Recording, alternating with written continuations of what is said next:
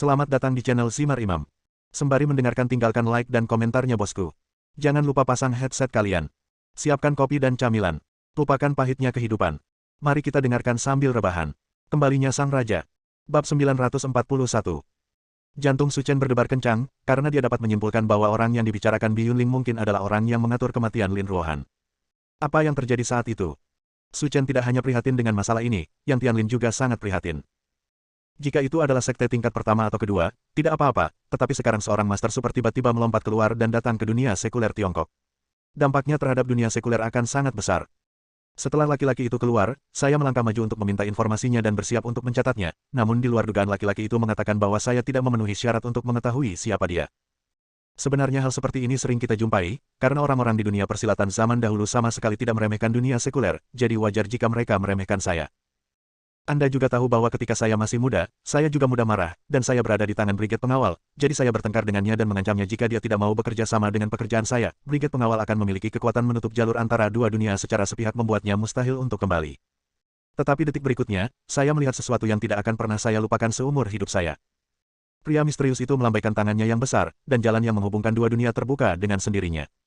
Saya sangat terkejut hingga saya bahkan tidak dapat berbicara. Su Chen mengerutkan kening dan akhirnya bertanya. Maksudmu pria misterius itu punya kemampuan untuk membuka saluran kapan saja, kan? Benar. Bi Yunling mengangguk dan berkata. Dan ketika pria misterius itu pergi, dia juga memperingatkanku untuk tidak membiarkanku mengungkapkan keberadaannya, seolah-olah dia tidak pernah muncul. Jika aku berani melawan keinginannya, bukan hanya aku akan menghilang, tetapi seluruh brigade pengawal akan menghilang. Mereka semua akan hancur. Halaman gedung keluarga menjadi sunyi. Tidak ada keraguan bahwa perkataan pria misterius itu tidak mengkhawatirkan. Lalu apakah kamu masih ingat kapan dia keluar dari dunia seni bela diri kuno? Dan kapan dia kembali? Bi Yunling berpikir sejenak, jika ku ingat dengan benar, dia seharusnya meninggalkan dunia seni bela diri kuno pada bulan September 19 tahun yang lalu dan tinggal selama lebih dari sebulan sebelum kembali. Pasangan yang tepat. Su Chen tampak bersemangat karena pria misterius itu muncul hampir bersamaan dengan pria tua misterius yang ditemui Lin Ruohan. Terlebih lagi, kekuatan pria itu sangat kuat. Setelah perhitungan yang cermat, dia mungkin bukan lawannya. Dari rangkaian tanda ini, nampaknya orang yang disebutkan Bi Yunling adalah orang yang dicarinya. Setelah hening lama, Su Chen berkata pada dirinya sendiri. Dia memang seseorang dari dunia seni bela diri kuno. Adik, kenapa kamu bertanya tentang orang itu? Bi Yunling bertanya. Tapi tolong dengarkan saranku. Pria itu sangat kuat, di luar imajinasi kita, dan keterampilan tubuh serta kekuatan tubuhnya sangat aneh. Jadi aku menyarankanmu untuk tidak mencoba melawannya. Apapun yang terjadi, menyerahlah secepat mungkin. Lebih baik. Tidak mungkin menyerah. Tidak ada yang bisa membiarkanku menyerah begitu saja atas apa yang telah aku, Su Chen, putuskan. Ini. Bi Yunling tidak punya pilihan selain mengalihkan perhatiannya ke Yang Tianlin. Tapi Yang Tianlin hanya mengangkat bahu, menunjukkan bahwa tidak ada yang bisa dia lakukan. Jika memang ada seseorang yang bisa mempengaruhi keputusannya, maka namanya bukanlah Su Chen. Kami sudah mengatakannya sampai saat ini, jika kami terus mengatakannya, itu tidak masuk akal. Yang Tianlin dan Bi Yunling sama-sama orang pintar, jadi mereka berhenti berusaha membujuk mereka. Tuan Bi, saya sudah tahu semua yang perlu Anda ketahui. Ini sudah larut, jadi saya tidak akan mengganggu Anda. Saya akan mengirim seseorang untuk membawakan Anda anggur di lain hari sebagai ucapan terima kasih. Kalau kamu bilang begitu, aku tidak akan sopan lagi padamu. Jika kamu punya anggur yang enak, cobalah melayaniku. Pak Tua, aku akan menerima semua pesanannya. Baiklah, aku akan pergi sekarang. Setelah mengangguk, Su Chen dan Yang Tianlin bersiap untuk pergi. Tapi begitu dia melangkah maju, dia mendengar suara Bi Yunling. Tunggu. Anak muda, apakah kamu sudah menikah? Su Chen bingung dengan pertanyaan itu, namun tetap menjawab dengan sopan. Menikah. Bi Yunling menghela nafas lega, oke, menikah saja, menikah saja. Su Chen terdiam beberapa saat dan bahkan curiga Bi Yunling menderita keracunan alkohol. Jika tidak, mengapa Anda bertanya pada diri sendiri pertanyaan yang tidak masuk akal seperti itu? Setelah keluar dari halaman gedung keluarga, Su Chen dan Yang Tianlin masuk ke dalam mobil. Kemudian Yang Tianlin memerintahkan sopir untuk membawa Su Chen ke hotel bintang 5 terdekat.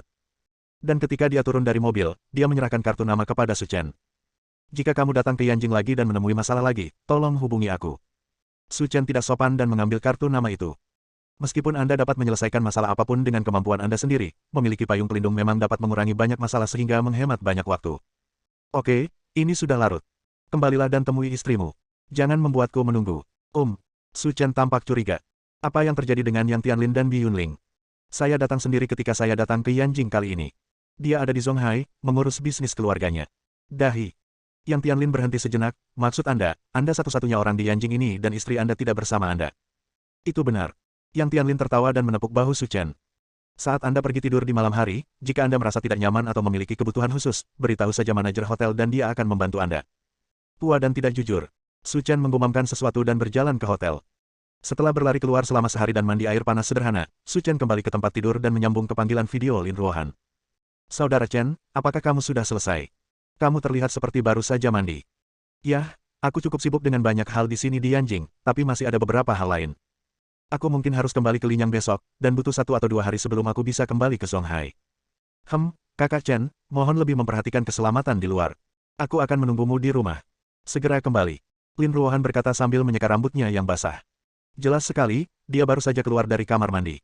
Jangan khawatir, aku akan kembali secepatnya.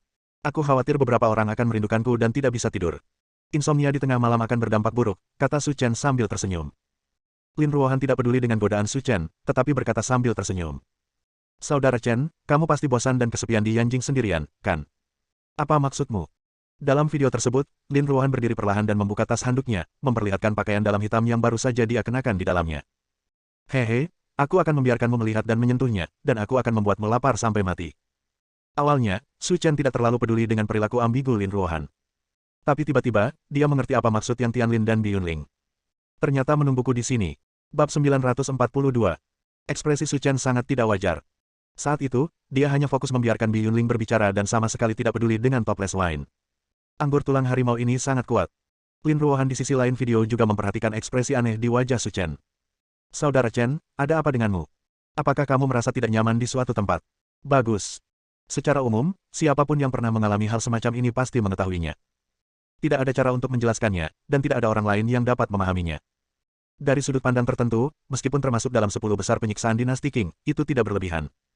Dia secara paksa mengerahkan energi di tubuhnya dan menekan keinginan di perut bagian bawah, lalu perlahan-lahan dia menjadi lebih baik. Saya berpikir dalam hati.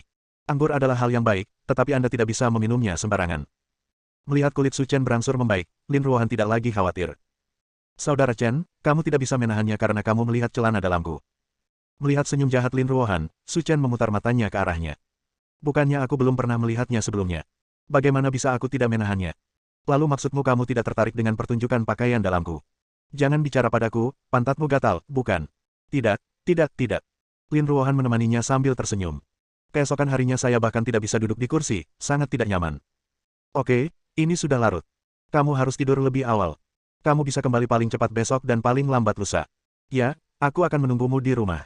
Setelah menutup telepon, Su Chen juga tertidur. Keesokan harinya, Su Chen menemukan Chen Tianyu dan bersiap untuk kembali ke Linyang bersamanya. Saat ini, Chen Tianyu, dibandingkan kemarin, tampak menjadi orang yang berbeda. Dia berpakaian bagus dan memiliki gaya rambut yang populer saat ini. Bos Su, terima kasih. Tanpamu, hidupku akan berakhir. Jangan ucapkan terima kasih, kata Su Chen sambil tersenyum. Segala sesuatu saat ini bisa dikatakan disebabkan oleh diri sendiri, dan seseorang harus bertanggung jawab sampai akhir. Saudara laki-laki tentara salib telah tiada, dan saya tidak dapat menyesal lagi. Apakah Anda membutuhkan saya untuk pergi bersama Anda ke Linyang? Meskipun saya telah mengundurkan diri sekarang, Departemen Pemerintah setempat masih memiliki beban. Xiao Ning menyibakkan rambutnya dan bertanya. Tidak perlu. Su Chen berkata sambil tersenyum, tidak ada seorang pun di Yanjing yang bisa melakukan apapun padaku. Menurutmu apakah ada orang di tempat kecil seperti Linyang yang bisa menghentikanku? Xiao Ning memutar matanya, meskipun ini benar, tidak bisakah kamu lebih rendah hati? Saya juga ingin rendah hati, tetapi kekuatan saya tidak memungkinkan. Setelah membuat lelucon yang tidak berbahaya, Su Chen membawa Chen Tianyu dan naik ke pesawat. Sekitar 3 jam kemudian, keduanya naik taksi dan bersiap menuju penjara Linyang. Tujuan utamanya sekarang adalah mengeluarkan orang tua Chen Tianyu. Selebihnya, kita bisa membicarakannya perlahan. Ada apa? Mereka berdua sedang duduk di dalam mobil, dan Su Chen memperhatikan bahwa tubuh Chen Tianyu tiba-tiba bergetar. Mengikuti pandangannya, Su Chen melihat gedung perkantoran 3 lantai. Lalu, Su Chen merasa lega. Ketiga lantai ini dulunya milik keluarga Chen. Melihat pemandangan ini, tak terhindarkan menjadi emosional. Namun, ketika melewati gedung 3 lantai, Su Chen menemukan ada orang yang keluar masuk, dan itu adalah pemandangan yang hidup dan sejahtera. Apa yang terjadi? Setelah keluarga Chen Mu bangkrut, tempat ini dijual kepada orang lain. Chen Tianyu menghela nafas, itu benar. Apa maksudnya? Dulu itu milik keluarga Chen kami, tapi sekarang menjadi milik pamanku. Itu milik pamanmu. Itu benar. Setelah sesuatu terjadi pada keluarga Chen Anda, paman Anda mengambil alih properti keluarga Chen. Logikanya, sebagai keponakannya, dia akan membantu Anda. Bos Su, segalanya tidak sesederhana yang Anda kira. Faktanya, keluarga Chen kami bangkrut, dan paman saya adalah penghasutnya. Apakah kamu masih ada hubungannya dengan pamanmu? Chen Tianyu mengangguk, ketika kecelakaan itu terjadi, saya masuk ke dalam untuk menemui ayah saya. Dia mengatakan bahwa seseorang di atas ingin memindahkan kami, tetapi bahkan jika mereka ingin pindah, mereka tidak dapat melakukannya begitu cepat. Alasannya adalah bahwa My Paman ikut campur dan mengumpulkan beberapa operasi bisnis marginal keluarga Chen kami. Kalau tidak, tidak mungkin bangkrut dalam waktu singkat. Saat dia berbicara, wajah Chen Tianyu menunjukkan kemarahan yang luar biasa. Ini seperti mencoba memakan orang. Su Chen juga tidak menyangka pamannya akan terlibat dalam kebangkrutan keluarga Chen. Tapi tidak masalah siapa yang terlibat, itu hanya diselesaikan dalam sekali jalan. Provinsi ini akan menghadapi masalah yang tiada habisnya. Menepuk bahu Chen Tianyu, Su Chen berkata, "Jangan khawatir, aku akan membantumu mendapatkan kembali banyak barang keluarga Chenmu. Tapi sekarang, kita harus membawa orang tuamu keluar dulu. Selebihnya, kita akan melakukan hal yang sama. Terima kasih, Bos Su. Aku belum pernah melihatmu begitu rendah hati sebelumnya ketika aku berpura-pura menjadi paman. Bos Su, aku tidak ingin menyingkirkan orang sepertimu. Dulu aku masih muda, sembrono, dan cuek. Aku akan mengubah caraku nanti. Oke, jangan ngomong apa-apa lagi, bersiaplah, saatnya turun dari mobil." Bagus. Melihat tembok tinggi penjara, Chen Tianyu menangis. 3 tahun kemudian, saya kembali ke tempat ini dan dapat bertemu orang tua saya lagi. Ini penjara. Ini bukan tempat yang seharusnya. Cepat pergi. Dua penjaga penjara menghentikan Su Chen dan Chen Tianyu di gerbang penjara. Dan dia mengeluarkan pistol dan mengarahkannya ke mereka berdua. Minggir. Sambil berbicara, Su Chen mengeluarkan kartu identitas militer dari sakunya. Saat melihat tanda pengenal berwarna merah, kedua penjaga penjara itu langsung berubah menjadi batu. Oke, kenapa pejabat tinggi seperti jenderal mendatangi saya? Ini luar biasa. Namun tak lama kemudian, kedua penjaga penjara bereaksi dan tidak bergerak satu langkah pun.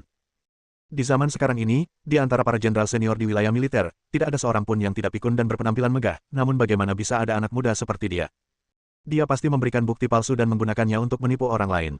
Wah, menurutmu kami ini anak-anak berusia 3 tahun. Beraninya kamu memalsukan sertifikat militer. Kejahatan apa yang pantas kamu terima?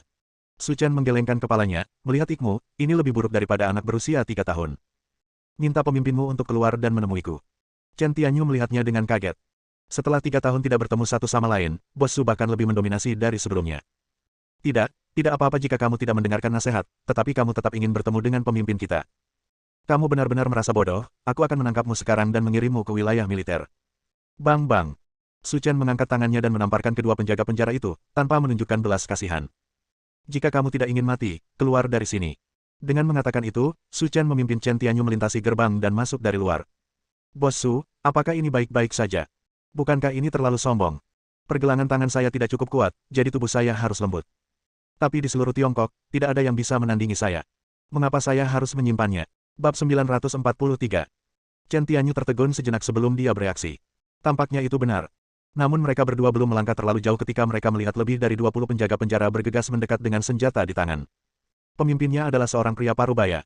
Su Chen melirik tanda pangkatnya.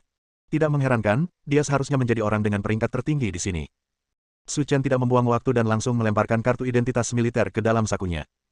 Pria parubaya itu tertegun, tapi dia tetap mengambil kartu identitas militer Su Chen. Dia sudah mendengar tentang apa yang terjadi di pintu tadi. Mengetahui bahwa seseorang berani berpura-pura menjadi jenderal wilayah militer, kepala penjara Jiang Jingtian tampak marah. Memalsukan dokumen lain mungkin bukan masalah besar, selama Anda didenda atau dikirim ke kamp kerja paksa selama beberapa hari, namun memalsukan tanda pengenal perwira militer adalah kejahatan serius dan memerlukan tanggung jawab pidana. Awalnya dia mengira dia memiliki kesempatan untuk melakukan pelayanan yang berjasa, tetapi ketika dia melihat ide militer Su Chen, dia tercengang. Ia pernah bertugas sebagai prajurit di daerah militer Jinling dan juga seorang pemimpin peleton, sehingga ia mengetahui dengan jelas keaslian sertifikat perwira militer tersebut. Entah itu segel baja atau cat merah di atasnya, tidak bisa dipalsukan dari luar. Karena tidak peduli bagaimana Anda memalsukannya, Anda tidak dapat membuatnya menjadi nyata. Dengan kata lain, pemuda di depanku ini benar-benar seorang jenderal yang dianugerahi oleh daerah militer Jinling. Halo, Ketua. Meskipun dia masih tidak tahu apa yang sedang terjadi, Jiang Jingtian segera memberi hormat militer. Sekarang kamu tahu apa yang terjadi, tahukah kamu apa yang harus dilakukan? Saya tahu, saya tahu. Bantu aku, mundur. Apa kamu tidak melihat kepala wilayah militer datang? Kenapa kamu tidak memberi hormat secepatnya? Para penjaga di penjara bingung. Ini adalah pertama kalinya saya melihat seorang jenderal muda selama bertahun-tahun. Ini terlalu sensasional. Jiang Jingtian tidak terlalu peduli, dan dia tidak tega menjelaskan kepada mereka apa yang sedang terjadi. Karena dia sendiri pun tidak mengerti, bagaimana Su Chen bisa menjadi jenderal daerah militer Jinling di usia yang begitu muda. Dan ini juga yang menjadi alasan mengapa Su Chen selalu membawa KTP perwira militernya. Karena memang bisa mengurangi banyak masalah dan menghemat banyak waktu. Chief, pasti ada yang harus kamu lakukan saat datang ke sini, kan? Su Chen mengangguk, Saya akan mencari dua orang, satu bernama Chen Runs dan yang lainnya bernama Zhang Pingjuan, dan melepaskan mereka. Jiang Jingtian tercengang saat mendengar nama kedua orang ini.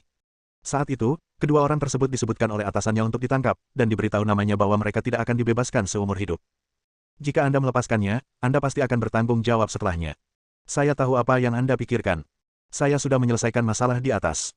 Jika Anda tidak melepaskannya, Anda tidak akan bisa bekerja di sini lagi. Jiang Jingtian gemetar dan buru-buru menyetujuinya. Itu ketua, aku akan melepaskannya sekarang. Di bawah kepemimpinan Jiang Jingtian, Su Chen dan rombongan tiba di sel tempat Chen Runs berada. Ayah. Melihat ayahnya di penjara, Chen Tianyu menangis, dan Chen Runs tertegun untuk waktu yang lama. Dia pikir dia tidak akan pernah melihat putranya lagi. Saya tidak menyangka akan melihatnya di sini hari ini. Nak, oke, kenapa kamu kembali? Cepat pergi. Ini bukan tempat yang kamu bawa. Ayah, jangan khawatir. Bukankah aku sudah memberitahumu sebelumnya bahwa aku mengenali seorang bos? Sekarang setelah aku membawanya ke sini, dan sipir setuju untuk melepaskannya, kamu dan ibuku akan bebas lagi. Chen Runs membeku di tempat. Dia awalnya mengira dia akan tinggal di penjara selama sisa hidupnya, tetapi dia tidak pernah menyangka bahwa dia akan melihat terang lagi suatu hari nanti. Tapi tanpa sadar, Chen Runs mengalihkan pandangannya ke Jiang Jingtian tidak jauh dari sana, dan menemukan bahwa pihak lain tidak mengatakan sepatah kata pun, tetapi memerintahkan anak buahnya untuk membuka kunci pintu sel. Ini. Chen Runs tidak tahu harus berkata apa dan merasa semua yang ada di depannya seperti mimpi. Chen tua, apa yang terjadi di masa lalu adalah kesalahpahaman. Sekarang kebenaran telah terungkap, aku akan membiarkanmu keluar. Jiang Jingtian berkata sambil tersenyum. Baru saat itulah Chen Runs tahu bahwa semua ini bukanlah mimpi. Bos Jiang, saya punya permintaan yang tidak baik. Saudara di sebelah saya juga dituduh secara salah. Bisakah Anda melepaskan dia juga? Jiang Jingtian tidak membuat keputusan secara pribadi, tetapi memandang Su Chen. Dialah yang memutuskan apakah akan membiarkan orang pergi atau tidak. Setelah melihat orang yang dibicarakan Chen Runs, dia menemukan bahwa dia adalah seorang pria yang tingginya hampir 2 meter, sekuat lembu, dan tampak seperti preman. Su Chen mengangguk dan tidak bertanya terlalu banyak, tapi menganggap ini sebagai semacam kompensasi. Ayah, di mana ibuku sekarang? Ayo kita cari dia bersama. Ibumu ada di penjara wanita di seberang jalan. Oke, ayo ke sana sekarang.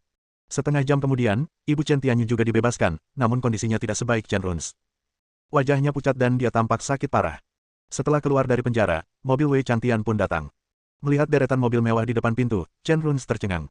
Keluarga Chen bertemu dengan seorang bangsawan kali ini. Kembali ke mobil, Su Chen memeriksa denyut nadi Ibu Chen Tianyu. Ibumu agak lemah. Aku punya pil di sini. Kamu bisa memberikannya dulu, lalu cari tempat untuk istirahat. Oke, aku akan membereskan ibuku dulu, lalu kita akan pergi ke rumah pamanku dan merampok barang-barang keluarga Chen kita. Aku harus mengambilnya. Tidak perlu, aku bisa pergi ke sana sendiri untuk urusan sekecil ini. Itu bisa diselesaikan dalam hitungan menit. Ini. Puan Su, bagaimana kalau saya ikut dengan Anda? Anda harus menyelesaikan rekening keluarga Chen kita dengannya, kata Chen Runs. Tidak apa-apa, ayo pergi bersama. Kemudian, Su Chen mengatur agar Wei Chantian membawa Chen Tianyu, ibu dan putranya ke hotel. Sekitar setengah jam kemudian, Su Chen, Chen Runs, dan pria yang dibawanya keluar dari penjara tiba di perusahaan asli keluarga Chen bersama-sama. Dalam perjalanan, Su Chen mengetahui bahwa pria yang dibawa oleh Chen Runs bernama Wu Tianyu. Karena dia dijebak, dia dipenjara bersama Chen Runs. Dalam beberapa tahun terakhir, jika bukan karena perlindungan Wu Tianyu, Chen Runs pasti sudah lama dipukuli sampai mati. Dan dia mengambil kesempatan ini untuk mengeluarkan Wu Tianyu, hanya untuk menjadikannya preman di sampingnya, dan kemudian kembali untuk membalas dendam. Ketika mereka tiba di perusahaan asli keluarga Chen, Su Chen masuk dengan angkuh. Dan di bawah kepemimpinan Chen Runs, mereka datang ke kantor presiden di lantai 3. Kantor itu dipenuhi asap dan tawa yang keras. Su Chen dan yang lainnya masuk dan menemukan seorang pria parubaya yang mirip dengan Chen Runs sedang duduk di depan meja. Dia berdiri di sampingnya dan dikelilingi oleh beberapa wanita, yang terus-menerus memijatnya. Tidak ada keraguan bahwa pria parubaya itu adalah paman Chen Tianyu, Chen Runcang. Bab 944. Kamu sebenarnya masuk tanpa mengetuk pintu, apakah kamu masih ingin jalan-jalan? Sebelum dia selesai berbicara, Chen Runcang tercengang. Karena dia melihat Chen Runs di depan pintu, seseorang yang tidak ingin dia lihat dalam mimpinya. Kamu benar-benar dibebaskan, kata Chen Runcang dengan mata menyipit. Apakah kamu punya hati nurani yang bersalah? Itu sebabnya kamu takut saat melihatku. Saudaraku, apa yang kamu bicarakan? Aku baik-baik saja. Kenapa aku merasa bersalah saat melihatmu? Karena kamu mengkhianatiku saat itu dan sampai ke posisimu hari ini. Sudah waktunya kita berdua menyelesaikan masalah hari ini. Chen Runs, memang benar ada yang salah dengan kepalamu. Kamu hanya ingin membalas dendam padaku segera setelah kamu dibebaskan. Siapa yang memberimu keberanian? Ekspresi Chen Runcang sangat arogan dan dia mengabaikan Su Chen dan Wu Tianyu. Apakah kamu benar-benar mengira aku adalah Chen Runcang dari 3 tahun lalu? Sekarang seluruh grup Chen berada di bawah kendaliku, apa yang kamu coba lakukan untuk melawanku? Apakah hanya pria besar bodoh dan anak kecil di sebelahmu itu? Akulah yang menjebakmu saat itu. Apa yang bisa kamu lakukan padaku? Saudara Chen, tidak perlu berbicara omong kosong dengan orang seperti ini. Saya akan naik dan menghadapinya, dan saya pasti akan menghajarnya hingga menyerah. Kata Wu Tianyu. Chen Runs mengangguk. Ketika dia datang hari ini, dia tidak berharap untuk menyelesaikan masalah melalui cara damai. Dia mengeluarkan Wu Tianyu karena alasan ini. Haha, saudaraku, kamu sudah berada di sana selama 3 tahun. Apakah kamu menjadi bodoh karena di penjara? Apakah menurutmu orang bodoh berbadan besar yang dibawa keluar akan menjadi lawanku? Chen Runcang tertawa dan berkata dengan ekspresi mengejek di wajahnya, sama sekali tidak menganggap serius Chen Runs. Aku sudah tidak aktif di sisimu selama 5 tahun, bekerja untukmu dengan sukarela. Aku akhirnya mengambil kesempatan itu. Apa menurutmu aku akan melepaskannya begitu saja? Karena itu, Chen Runcang menekan tombol merah di mejanya. Puan Chao, ada sesuatu yang terjadi di sini yang perlu Anda tangani. Saya akan menunggu Anda di kantor. Bagus. Suara serak terdengar dari sisi lain telepon, lalu menutup telepon. Kakak kedua, kamu beruntung bisa keluar dari situ. Jika kamu seperti kutu busuk, bersembunyi di sampah dan hidup dengan tenang, maka aku tidak akan repot-repot berbicara denganmu. Menunjukkan kebaikan. Tapi begitu kamu keluar, kamu secara agresif membalas dendam padaku. Ini agak tidak masuk akal. Chen Runcang mengangkat bahu, tapi itu tidak masalah. Jika kamu ingin bermain denganku, maka aku akan menemanimu sampai akhir. Menurutku dengan karaktermu, kamu tidak akan yakin kecuali aku mengalahkanmu sampai mati. Chen Runcang, izinkan saya memberitahu Anda, jangan berpikir bahwa hanya karena Anda telah menempati properti saya, Anda dapat melakukan apapun yang Anda inginkan. Saudara Tianyu adalah orang yang saya bawa keluar dari sana hanya untuk berurusan dengan Anda. Jika tidak memiliki keyakinan penuh, bagaimana saya bisa datang ke sini? Jangan kirim pengawal kucing berkaki 3 itu lagi, kalau tidak mereka akan mempermalukan saya. Coba saya lihat siapa yang berani mengatakan bahwa saya adalah kucing berkaki 3. Suara serak terdengar dari pintu, dan mereka bertiga menoleh ke belakang. Dia menemukan seorang lelaki tua berpakaian abu-abu berdiri di depan pintu, berdiri dengan tangan di belakang punggung, menatapnya dengan bangga. Puan Chao, Anda akhirnya sampai di sini. Ketiga orang ini datang untuk membuat masalah bagi saya, jadi silakan datang dan bersihkan mereka. Serahkan saja padaku untuk hal-hal kecil. Chen Runcang tersenyum dan berkata, izinkan saya memperkenalkan Anda kepada orang tua di depan Anda. Namanya Cao Dongguo. Dia adalah seniman bela diri asing terkenal di Linyang. Saya akan membiarkan Tuan Cao bermain dengan Anda hari ini. Saya harap Anda bisa bermain. Kegembiraan. Seniman bela diri asing manapun yang omong kosong tidak ada gunanya di hadapanku. Orang tua kering seperti dia, aku bisa memukul 10 dari mereka dengan satu pukulan. Su Chen sedikit mengernyit, bahkan prajurit luar pun tidak tahu bahwa Chen Runs pasti berada di Linyang selama bertahun-tahun dengan sia-sia. Minta saja dia mundur dulu, dan aku akan menangani masalah ini di sini. Tidak apa-apa berurusan dengan orang biasa, tapi Wu Tianyu tidak mampu menghadapi praktisi seni bela diri seperti Cao Dongguo. Puan Su mengambil tindakan secara pribadi. Chen Runs tampak terkejut dan tidak langsung setuju. Su Chen di depannya pasti memiliki latar belakang yang tidak diketahui, jika tidak, dia tidak akan bisa keluar dari penjara hanya dengan satu kata. Namun dengan statusnya yang menonjol, akan berdampak buruk jika dia terluka. Puan Su, keluarga Chen kami akan sangat berterima kasih kepada Anda karena telah menyelamatkan saya dari hal itu. Mari kita lakukan hal sekecil itu. Jika itu menyakiti Anda, itu akan mengorbankan nyawa saya. Su Chen menggelengkan kepalanya. Jika ini masalahnya, kirimkan orang-orangmu. Chen Runs mengangguk lalu berkata, Saudara Tianyu, saya serahkan masalah ini kepada Anda, jangan beri mereka kesempatan. Kakak-kakak. Pergelangan tangan Wu Tianyu berbunyi, Saudara Chen, keluarkan aku dari sini. Aku tidak akan pernah melupakan kebaikan ini. Aku akan menanganinya sekarang. Segera, Wu Tianyu melakukan pemanasan, lalu mengayunkan tinjunya dan langsung memukul Cao Dongguo. Jika kamu berani menggunakan trik semacam ini untuk mempermalukan seseorang, aku akan mempermalukanmu. Menghadapi tinju Wu Tianyu, Cao Dongguo tidak menghindar, tapi malah berlari ke arahnya seperti anak panah. Bang! Pukulan acu tak acu Cao Dongguo memiliki efek yang tak terbayangkan pada Wu Tianyu. Engah! Seteguk besar darah muncrat, dan Wu Tianyu terbang mundur, bahkan tanpa kekuatan untuk bergerak. Bagaimana ini mungkin? Chen Runs tercengang. Wu Tianyu pernah menjadi juara sanda, dan kekuatannya jauh melebihi orang biasa. Tapi sekarang, di hadapan Cao Dongguo, dia sangat rentan. Dia sebenarnya memiliki kekuatan yang begitu kuat. Haha, saudaraku yang konyol, kamu seharusnya sudah mengetahui kekuatanku sekarang dan apa yang terjadi. Dengan pria besar konyol itu, dia masih ingin mengambil tindakan terhadap Tuan Cao, dia benar-benar melebih-lebihkan kemampuannya. Wajah Chen Runs pucat dan dia tidak tahu harus berkata apa. Ini adalah sesuatu yang telah dia rencanakan sejak lama di penjara, tetapi dia tidak menyangka hal itu akan berantakan begitu dia bertemu dengannya, dan itu tidak berpengaruh sama sekali. Saudaraku yang bodoh, sekarang kamu tidak punya apa-apa untuk dikatakan, kalau begitu mari kita selesaikan masalah masa lalu. Kupikir kamu bisa tinggal di penjara selama sisa hidupmu, jadi aku akan lega, tapi aku tidak berharap kamu melarikan diri dari itu. Maka aku, sebagai kakak laki-laki tertua, akan berbuat baik dan mengirimmu menemui penguasa neraka. Setelah berbicara, Chen Runcang melirik Cao Dongguo. Puan Chao, lakukan saja. Kakakku yang tidak berguna ini terlalu tidak berguna. Hidup hanya membuang-buang udara. Bunuh saja dia. Sekarang Tuan Chen telah berbicara, dengan enggan saya akan mengambil tindakan. Bersambung.